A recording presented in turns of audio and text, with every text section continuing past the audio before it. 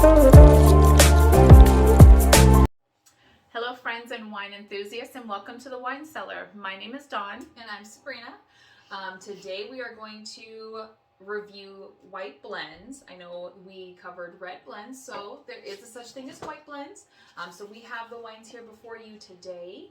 Of course, traditionally with whites or white blends, you could pair those with, again, poultry, cream-based pastas.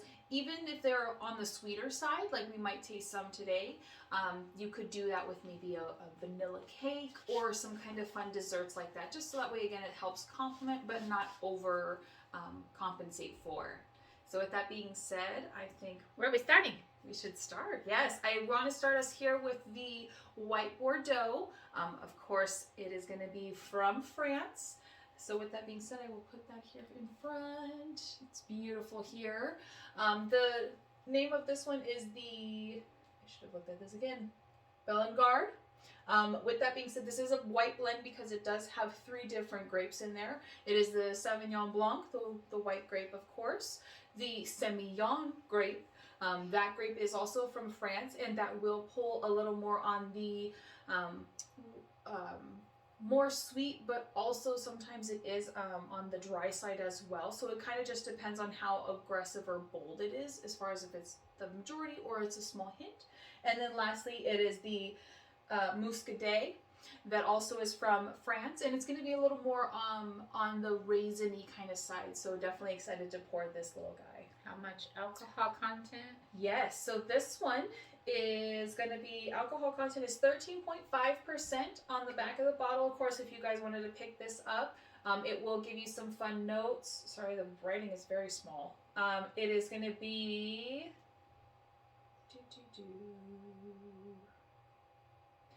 It is a little more drier, but it is a fresh citrus and a touch of intense flavors. This one does complement that you could enjoy it with some seafood. So of course, whites do go well with seafood as well. Fishes, salad, or even just drinking it on its own. So let's pour it on ourselves. Jeez, let's not. Tasting size, please. Tasting sizes, just enough to get us. I don't know if you saw the red blend video, but that was definitely not a tasting size. We're gonna do it just a tasting size. Can always pour more. Yes. Can't pull it back. Correct. So there's that for us. Cheers. I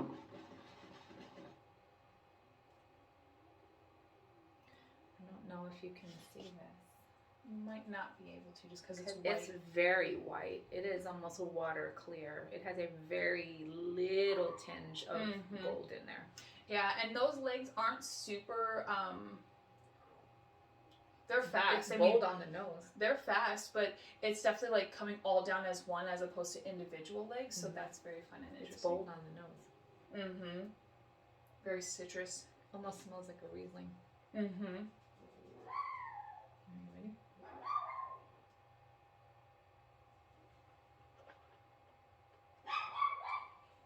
Excuse our Chihuahua pit bull. That's exciting.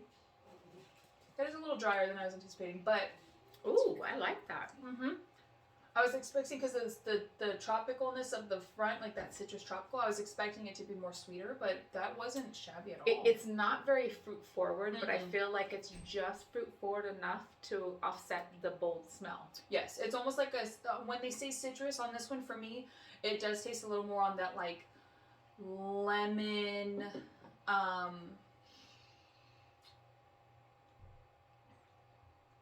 almost has a pear to me. I could see where you grabbed that. Yeah, you could say pear. I'm sure there might be some pear, especially because the Semillon sometimes does pull a pear. I like taste on that one. That was good. Very good. No contamination.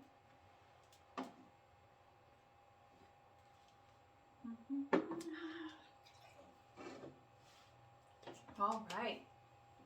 This next one is a very popular brand. Yes. So next we have Apothic White. As most may know, of course, you have Apothic itself. And of course, Apothic has a lot of red blends or cabs. So I wanted to try it with the white blends. This technically is a white blend.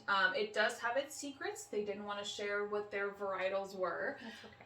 But from what I do have on here, this one is on the front where it says it's 12.5 alcohol content by volume. So this one does have some little fun notes. It says Apothic White is refreshing. It is a little more bright floral notes. So of course to the smell, we'll smell a little more floral. And then it is vibrant characteristics with peach, apricot, and a little more crisp, balanced finish to this one. So this one would be a little more neutral.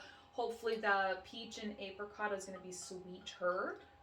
This will probably be a good sipping wine. Most Apothic wines are pretty easy on the palate. They are. They're definitely more neutral and easy drinking. And traditionally you have whites like when it's hot outside or the summer months, just because it's easier to drink than those really big reds. So here we go with swirling. This is very bold on the nose. Cheers. And the legs, I don't know about you, but the legs didn't seem They're not grabbing. They're not grabbing. Yeah. It coats the glass, but I don't see them coming down. It just stays there. Definitely floral. I mean, definitely floral. It should have. I mean, and the cool smells thing like is, a bouquet in the glass. like, here comes the bride with the flowers. It's good though. I mean, it smells pretty.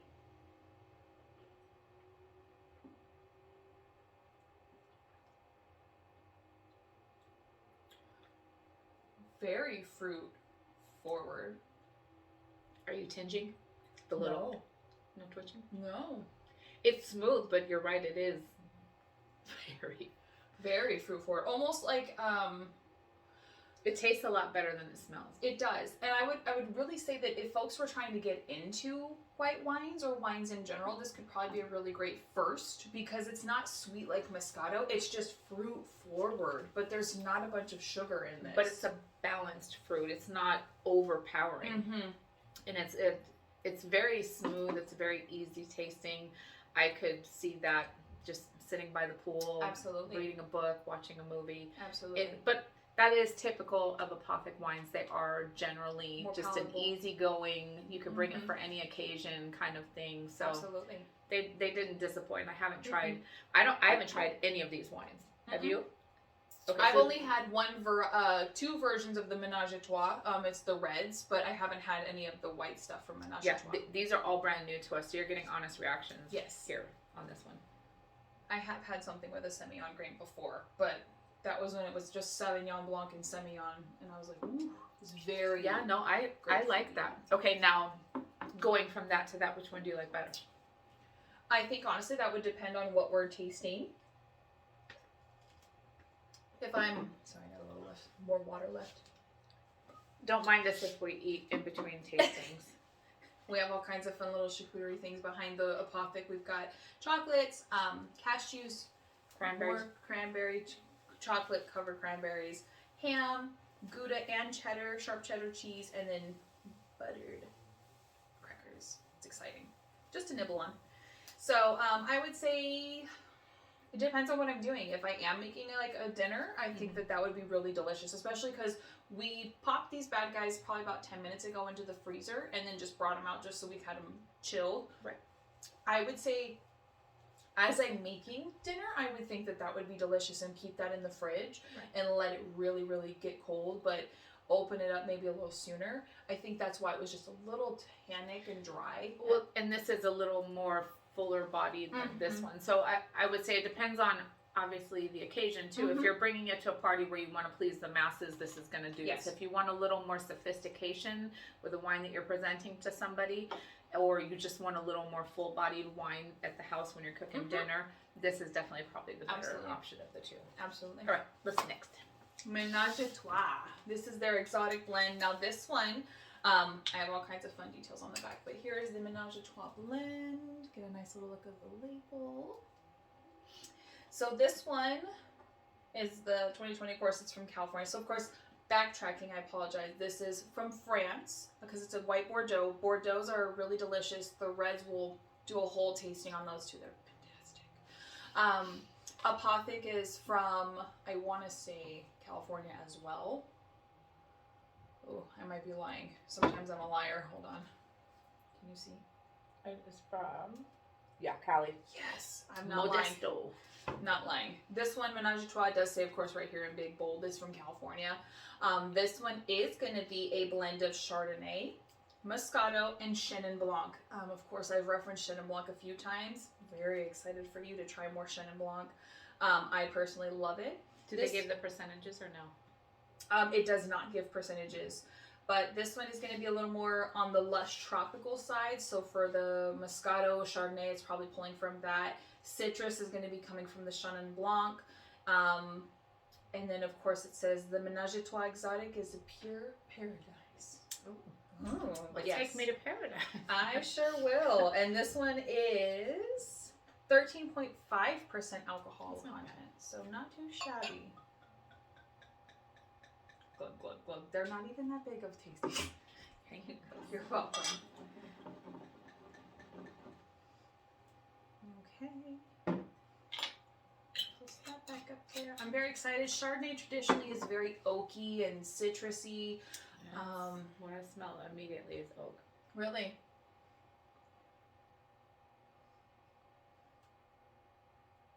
The little legs, they're individual. That's nice.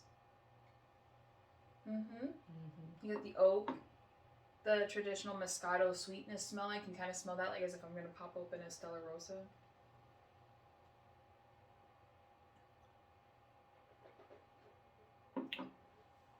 I can tell you this is my least favorite of the three. It's the Chardonnay. I know you don't like oaky Chardonnays, and this one very much, I bet you it's a majority Chard. That's what I was going to ask the percentage. I bet you, because it tastes very much on the Chardonnay side.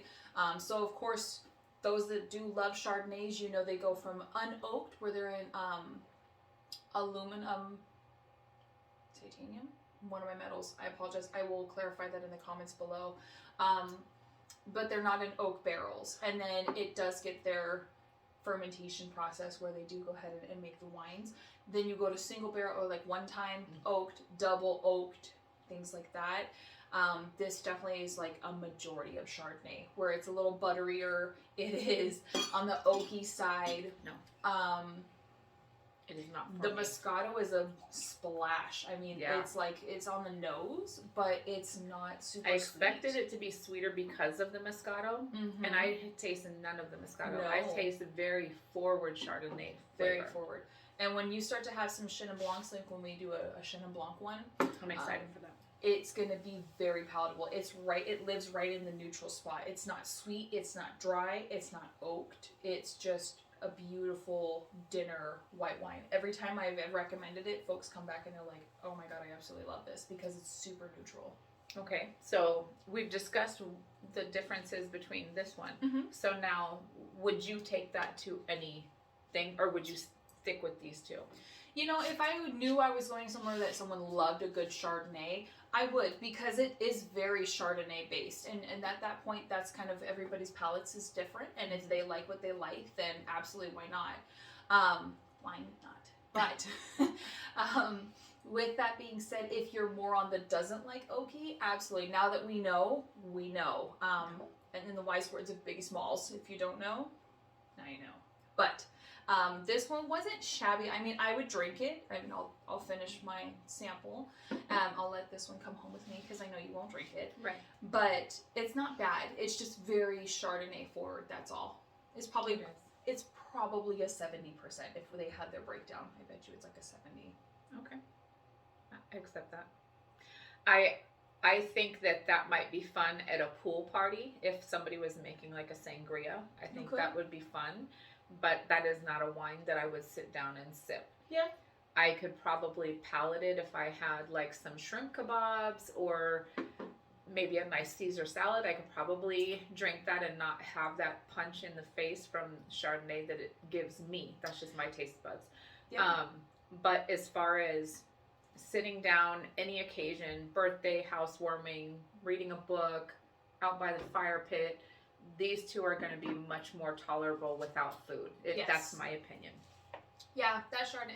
And that's actually a really great point, because the different flavors you can get from the Caesar salad, I think that would be great with that, actually. So, okay. So, which one for the night is your favorite? I'd have to go with tried and true white Bordeaux. I think that that's really delicious as far as where my taste buds like to take me, even though the Apothic white is really palatable. It's a little bit, God, I don't want to say this because I don't want people to hate on me. This is the more grown-up wine. So if you're just starting out, go for this. If you have already experienced a good library of reds and whites and you kind of know where your palate is, this is a more fuller-bodied white. It's sophisticated. It is sophisticated. It is complex on the palate. It is easy to drink. Yes. So if you're looking for something a little more grown-up and a little more complex, this is definitely the one. But it's still a sipping wine all day long. Absolutely. Yeah. This one's great. Like you said, it's great if you're a beginner. So it's not to knock it again. Apothic is not. It's great. So it's good. Well, awesome. Well, I think that was pretty much the fun whites that we have. So, of course, if you enjoyed the wines that we have here and your time with us, definitely make sure you like and subscribe down below.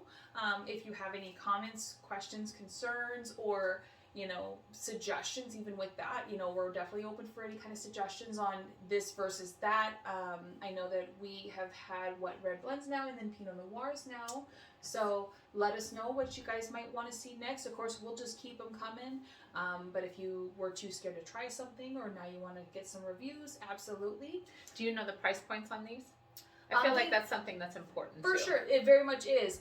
They're very, very everyday price. So if I want them, I'll stay safe. I know that for a fact these were under $14 each. Okay. So I think like this one, I think was like that was probably the most expensive. I think this one was my expensive one. I think this one was like 14 on the dot or 13 and some change. This one was like 11 and this one was like 9. Yeah. So it's not all budget friendly. Yes, very budget friendly. Everyday drinkers, absolutely. Like not even have to worry about like a $50 bottle. We'll do an exquisite tasting, but this was for the fun everyday drinkers. And all of these wines, we will have links to them down below. So in case you want to try something, we're going to do all the hard work for you. All you're going to have to do is click that link, put it in your cart, and buy it. Absolutely. But I think we went over everything else. What do we have on next? Tap? Where are we going from here? Let's go back to red. Let's do all of them are great. Let's do strictly Italy reds. Ooh, so Italian reds. Let's do that. Okay, I'm in. All right, you guys. Well, we're looking forward to seeing you back in our living room here again, and we hope you enjoyed your time with us. And that's all we have for tonight. So thanks for joining us at the Wine Cellar. Bye-bye.